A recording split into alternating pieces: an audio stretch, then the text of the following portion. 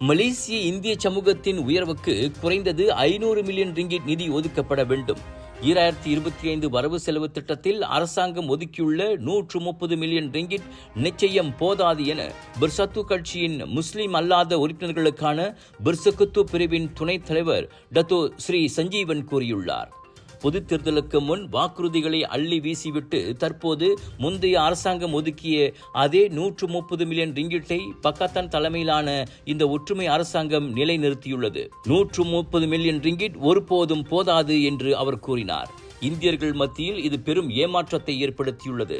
அரசாங்கம் அதை புறக்கணித்துவிட முடியாது என சஞ்சீவன் நினைவுறுத்தினார். முன்னதாக 22 இந்திய அரசு சார்பற்ற அமைப்புகள் ஒன்றிணைந்து இந்திய சமூகம் சார்ந்த பிரச்சனைகளுக்கும் உரிமைகளுக்கும் எதிர்க்கட்சியான பரிகாத்தா நேஷனல் உரத்த குரல் எழுப்ப வேண்டுமென கேட்டுக்கொண்டன.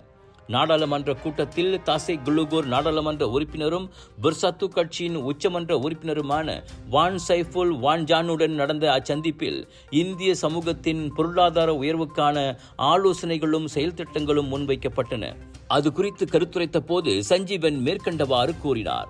வான் சைஃபுல் உடனான சந்திப்பில் இந்தியர்களின் மேம்பாட்டை உறுதி செய்ய எதிர்க்கட்சியும் ஒரு தீர்க்கமான திட்டத்தை கொண்டிருக்க வேண்டும் என அவ்வமைப்புகள் வலியுறுத்தியதாக கூறப்பட்டது.